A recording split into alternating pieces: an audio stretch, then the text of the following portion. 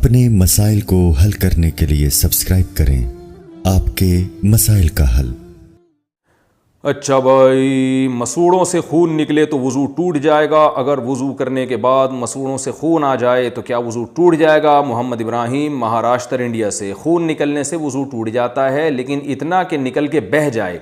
اب مسوڑوں سے یہ نہیں پتہ چلتا کہ نکل کے بہہ رہا ہے کہ نہیں بہہ رہا، تو اس کا علماء نے ایک معیار بیان کیا ہے کہ مسوڑے میں اتنا خون آئے کہ جب آپ تھوک پھینکیں تو اس میں کلر غالب ہو، یعنی ریڈ کلر زیادہ ہو اور تھوک کا رنگ ہلکا ہو تو وضو ٹوٹ جائے گا۔ اور اگر معمولی سا خون ہے کہ تھوک پھینکنے سے ہلکی سی یعنی سرخی محسوس ہو رہی ہے، غالب خون نہیں ہے، تو پھر ایسی صورت میں وضو نہیں ٹوٹے گا۔ بغیر وضو کے قرآن مجید چھو سکتے ہیں؟ کیا بغیر وضو قرآن پاک چھو سکتے ہیں؟ سیف اللہ خان انڈیا سے۔ بغیر وضو کے قرآن پاک نہیں چھو سکتے، اور ہاتھ میں گلوز پہن کے بھی نہیں چھو سکتے۔ بغیر وضو کے قرآن چھونے کے لیے ضروری ہے کسی ایسی چادر سے یا کسی ایسے گلو سے چھوئیں جو ہاتھ پہ پہنے ہوئے نہ ہوں اور چادر اوڑھی بھی نہ ہو، یعنی بالکل آپ کے جسم سے الگ کوئی لباس ہوگا یا کوئی کپڑا ہوگا، اس سے آپ قرآن مجید بغیر وضو بھی چھو سکتے ہیں۔ جیسے آپ نے گلوز اتار لیے، اب اتارنے کے بعد ان گلوز سے آپ قرآن پکڑ لیں تو یہ جائز ہے، کیونکہ جب آپ کوئی چیز پہن لیتے ہیں تو آپ کی باڈی کا حصہ بن جاتی ہے۔ اس کو عرف میں یہی کہا جاتا ہے کہ آپ نے اس چیز کو براہ راست چھوا ہے، تو اس لیے جو باڈی سے الگ لباس ہے اس کے ذریعے آپ قرآن مجید کو چھو سکتے ہیں۔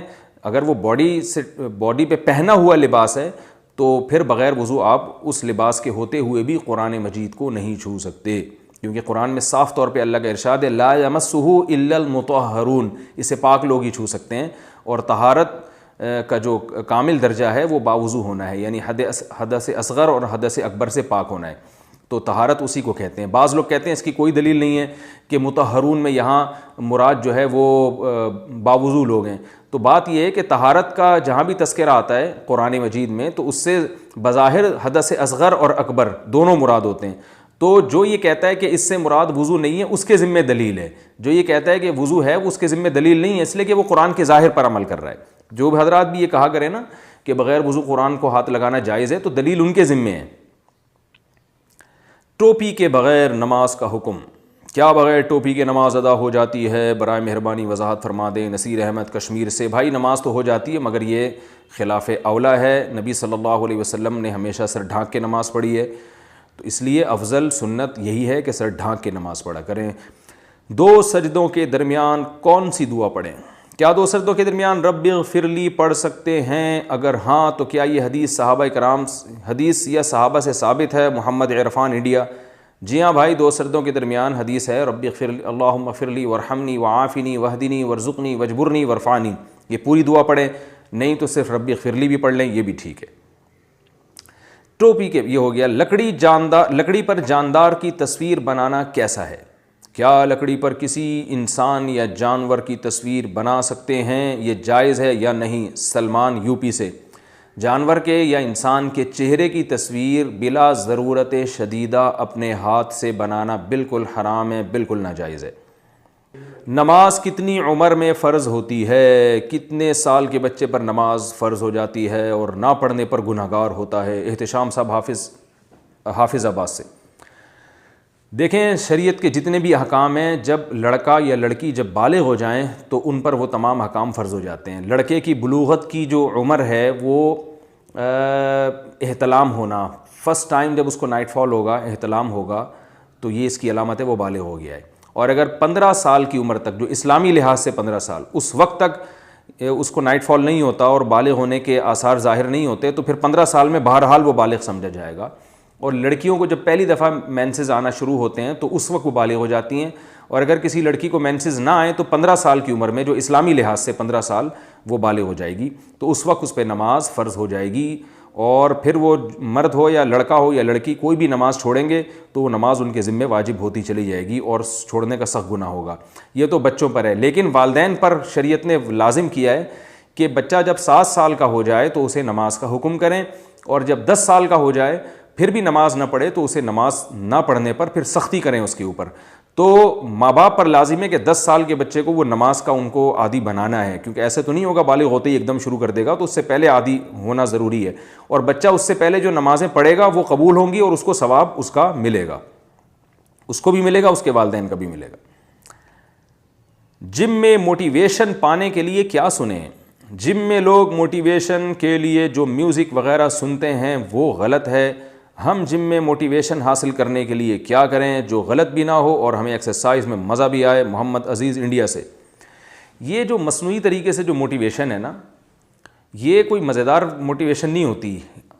کچھ لوگوں کو نشہ ہوتا ہے گٹکے کا, پان کا, چرس کا, ہیروئن کا. ان کو جب تک یہ چسکا نہ لگے وہ حرکت میں ہی نہیں آتے, وہ ایسے ادموئے پڑے رہتے ہیں. تو اسی طرح کچھ لوگوں کو موسیقی کا نشہ لگ جاتا ہے, وہ جب تک میوزک نہ سنیں وہ ان سے کچھ ہوتا ہی نہیں ہے. تو یہ دونوں نشے ہی ہیں, یاد رکھیں. نارمل آدمی کو اپنے آپ کو موٹیویٹ کرنے کے لیے ان چیزوں کی ضرورت نہیں ہوتی. ہم نے بہت سے لوگ جم میں جاتے ہوئے دیکھے ہیں جو ایکسرسائز کرتے ہیں بھرپور طریقے سے, نہ وہ کوئی میوزک سن رہے ہوتے ہیں, آرام سے تمیز سے جا کے ورزش کر رہے ہوتے ہیں. جیسے بالکل آپ نے دیکھا ہوگا کہ جو چرسی ہیروئنچی ہوتے ہیں نا, وہ سست پڑے ہوئے ہوتے ہیں. ان کو جب تک کچھ پلائیں گے نہیں, چرسی یا ہیروئن کا جو ہے نا وہ ان کو چٹکی نہیں دیں گے, اس وقت تک وہ اٹھتے ہی نہیں ہیں. تو وہ دوسروں پہ حیران ہو رہے ہوتے ہیں, یار یہ چرس پیے بغیر کیسے چل رہے ہیں؟ بھائی یہ اس لیے چل رہے ہیں کہ انہوں نے اپنے آپ کو چرس کا, ہیروئن کا عادی نہیں بنایا, آپ نے عادی بنا لیا ہے. تو آپ اپنے آپ کو موسیقی کا عادی نہ بنائیں تو آپ کو ویسی موٹیویشن ملتی رہے گی. تو ہمیں موٹیویشن کیسے؟ ہمیں تو اتنی موٹیویشن ملی ہوئی ہے کہ ہم لوگوں کو بھی موٹیویٹ کر رہے ہوتے ہیں. تو آپ دیکھیں ہمارے کلپ ہیں جم کے بارے میں, آپ وہ سنیں. تو اس لیے یہ مصنوعی طریقوں میں نہیں جانا چاہیے.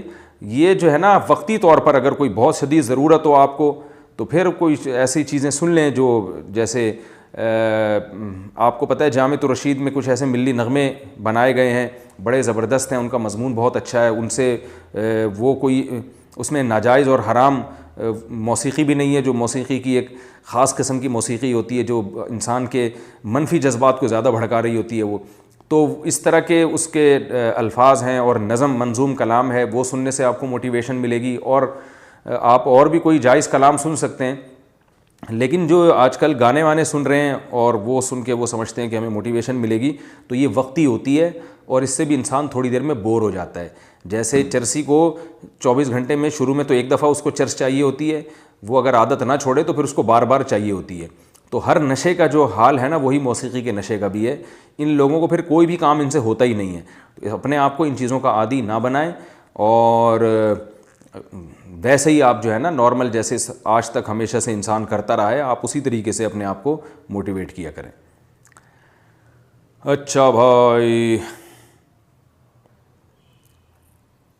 مسجد کے علاوہ مستقل جماعت کرانے کا حکم کسی بھی جگہ پہ؟